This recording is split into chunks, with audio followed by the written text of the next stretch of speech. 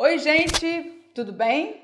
Hoje estamos aqui para explicar um pouquinho sobre um assunto que me perguntaram 1 milhão de perguntas nos últimos vídeos aí, que é o muco cervical. Quem aí tem dúvidas sobre muco cervical? Muita gente tem, não é? Então, muco, o que quer dizer muco? Muco quer dizer tipo uma gosminha, né? Uma melequinha, vamos dizer assim. E cervical faz referência ao colo do útero, por isso esse nome cervical. Apesar de colo não tem nada a ver com cervical, é a mesma raiz. Então, quando a gente fala cervical, quer dizer que está relacionado ao colo uterino, tá bom?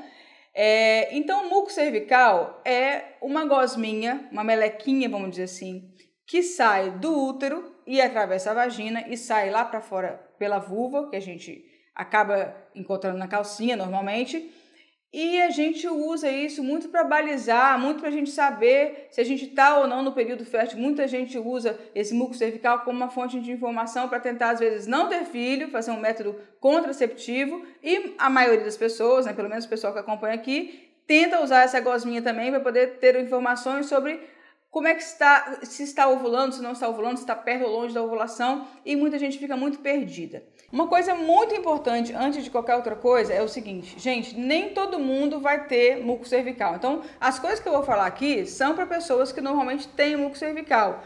Muita gente ovula normalmente e nem por isso, mas acaba produzindo uma quantidade muito pequena dessa gosminha, desse muco, e acaba que não vai aparecer na calcinha, não vai sair nada, e a pessoa pode sim estar ovulando, mesmo que não haja saída desse muco, ok? Então não dá para tomar isso a ferro e fogo, tipo assim, não tá saindo nada, então com certeza não tô ovulando. Não. E às vezes também não podemos, porque muita gente relaciona o muco cervical à ovulação em si. Tipo, saiu esse muco, então ovulei com certeza. Não é muito assim, né? O muco cervical, ele é produzido, vou explicar aqui direitinho, mas ele tem a ver com o crescimento do folículo. Então, óbvio, se o folículo está crescendo, provavelmente ele vai romper e vai ovular. Mas algumas vezes pode acontecer do folículo crescer, acontecer essa produção super grande de estrogênio, né, de estradiol, que vai fazer esse músculo ser produzido pelas glândulas do colo do útero, mas pode acontecer sim de não acontecer a ovulação e você produzir o muco a si mesmo, tudo bem. Então, é corpo humano, gente, não é matemática. Então, a gente nunca pode falar nunca e nem sempre, né? Isso daí é uma frase clássica da medicina, né? Nunca nem sempre. Então, não é sempre que você tem muco cervical que você vai ovular, assim como também não é sempre que você ovula que você vai ter muco cervical. Beleza? Resumidamente, é o seguinte, o nosso ciclo menstrual é dividido em duas partes, né? Primeira parte, que é a parte folicular, onde o folículo está crescendo, e a segunda parte, aí tem a ovulação aqui no meio, e a segunda parte, depois da ovulação, até a próxima menstruação, é a fase que a gente chama de fase lútea, né? Então, na primeira fase, na fase que o folículo está crescendo, o folículo vai produzir grandes quantidades. Quanto maior está o folículo, maior a quantidade de estradiol que ele vai produzir, de estrogênio que ele vai produzir. Quanto mais estrogênio ele produz, mais ele vai lá no colo do útero e estimula a formação desse muco cervical. E esse muco cervical na primeira fase, ou seja, antes da ovulação, ele é bem... como é que fala? Parece uma clara de ovo, né? Tem vários nomes em inglês que as pessoas acabam usando. A gente aqui no Brasil não tem muito costume de observar muito o muco cervical, mas o muco cervical da primeira fase do ciclo, ele é bem transparente, lembra muito uma clara de ovo. O nome em inglês que eles usam, inclusive, é egg white, né? Que é o muco cervical, egg white é o nome que a gente chama em inglês, é clara de ovo, né? Então, no primeiro momento, na primeira fase do ciclo, o muco cervical parece com uma clarinha de ovo. Aí vai acontecer a ovulação e vai acontecer a formação de progesterona pelo corpo lúteo. Vai começar a produção de progesterona pelo corpo lúteo e a progesterona deixa o muco cervical mais grossinho, mais não receptivo já ao espermatozoide, como eu vou mostrar aqui nas figurinhas, tá bom? Vamos lá. Então, essa primeira aqui, o que o seu muco cervical fala sobre a sua fertilidade. Então, na primeira fase do ciclo, que é a fase que o folículo está crescendo, aqui o folículo, aqui o óvulo aqui no meio, risquei ele, tadinho. Existe, então, o folículo, ele produz estrogênio, estradiol, que vai, então, estimular aqui as glândulas do colo do útero a produzir um muco tipo clara de ovo, né? Tipo mais líquido, vamos dizer assim, né?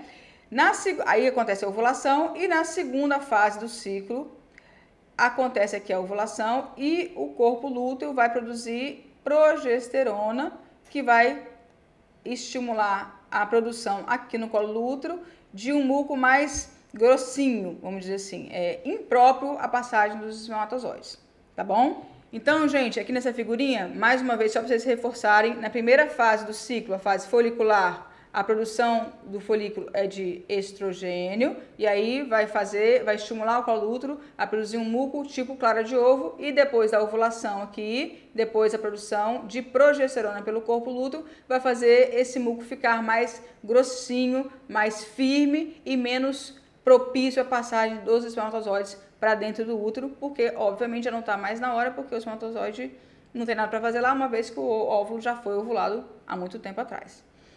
Mais uma figurinha aqui, como eu falei, tem milhares dessas figurinhas na internet. Mais uma figurinha aqui, começo do ciclo, de 1 a 3 dias, a fase seca, depois a fase mais stick, né, que é tipo grudentinha, vamos dizer assim, depois a fase creamy phase, que é a fase cremosa, depois a fase clear, ou tipo de ovo, né, de clara de ovo, né, clara, ou clara no sentido de estar mais limpa, mais clara, e também no sentido de clara de ovo, tá bom? Mais uma figurinha. Então, tem muitas na internet. Aqui no Brasil, a gente não tem muita culturalmente, a gente não tem o hábito de usar muito esse muco para poder a gente ver se a gente está ou não ovulando. Lá fora, na Europa, nos Estados Unidos, é bem mais frequente. As pessoas as mulheres, eu acho que têm tendência um pouco mais de conhecer melhor seu corpo, de saber como é que funciona esse negócio do muco cervical e tudo mais. Espero que a gente agora comece a aprender um pouco melhor. Aqui, ó, essa figurinha do colo útero, ó que bonitinho. Quando a gente passa o espéculo, ó, colocamos o espéculo aqui e abrir aqui o espéculo. Aqui, ó, no colo do útero, quando a gente está próximo da ovulação, o colo do útero está abertinho, fofinho, molinho e molhadinho por esse muco que está ali, tipo clarinho de ovo. Propício, né, a passagem dos espermatozoides para dentro do útero, para poder ir lá atrás do óvulo que foi ovulado. Fora do período ovulatório, do período fértil, então o colo do útero vai estar firme, né? Vai estar mais duro, vamos dizer assim, vai estar mais fechadinho, bem mais fechadinho, e vai estar seco. Então isso daqui é muito pouco propício à passagem, à entrada dos espermatozoides, tá bom? Aqui, mais uma vez, a mesma coisa, em outras figurinhas. Então, antes do período fértil, colo do útero fechado. No período fértil, colo do útero aberto, para poder os espermatozoides passarem ali. E depois, de novo, eles se fecham, né? Mais uma vez, mais bonitinho aqui, bem acadêmico, né? Bem de livro, assim, bem didático. Então, fora do período fértil, está fechado aqui, os espermatozoides não conseguem entrar. No período fértil, isso daqui se abre e os espermatozoides, então, conseguem entrar por aqui. Aqui, como se a gente tivesse pegado o muco e colocado num microscópio, né?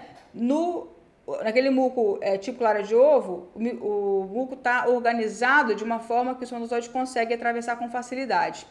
E depois da ovulação, ele está todo doidão, vamos dizer assim, e o espermatozoide não consegue atravessar. Obviamente, nem tem por que atravessar, porque a ovulação já aconteceu, né? O óvulo já foi fecundado ou já morreu, então já não tem mais o que fazer lá mesmo. É tudo realmente, tudo muito orquestrado no corpo todo. O corpo como um todo, ele funciona de uma forma, todo mundo integrado, entendeu? E essa aqui foi a foto mais bonita que eu achei na internet. Eu sei que a gente fica um pouco achando meio nojento, né? Essas fotos de muco cervical são um pouquinho nojentas, sim. Mas eu acho legal a gente olhar assim mesmo. Então, aqui, antes da ovulação e no período ovulatório, um muco bem elástico, né? Tipo uma clara de ovo. E depois da ovulação, um muco mais grossinho, próprio do estímulo da progesterona que está sendo produzida pelo corpo lúteo. E aqui, do estímulo do estradiol que está sendo produzido pelo folículo na época que ele está em crescimento. Isso daqui, gente, eu coloquei de propósito, porque tá vendo? Olha a filância, vamos dizer assim, olha o quanto que esse muco cervical ele se alonga, né? Isso não é o mais habitual, né? É muito difícil, eu acredito, uma mulher que tem um muco tão alongado desse. Eu coloquei de propósito para falar justamente o seguinte: não é porque você não tem um muco lindo, maravilhoso desse, que você não está ovulando com certeza. Às vezes você está, só que às vezes você produz uma quantidade muito pequena de muco, né? Então, não seguir somente pelo seu muco. Eu acho assim, use o seu muco também para poder você ter as informações sobre o seu corpo, mas não se baseie exclusivamente nele, porque isso pode levar você a erro, né? A dúvida mais frequente de muco cervical que existe é a seguinte: está saindo uma gosminha, né? Significa então que eu ovulei. As pessoas relacionam o muco cervical à ovulação em si.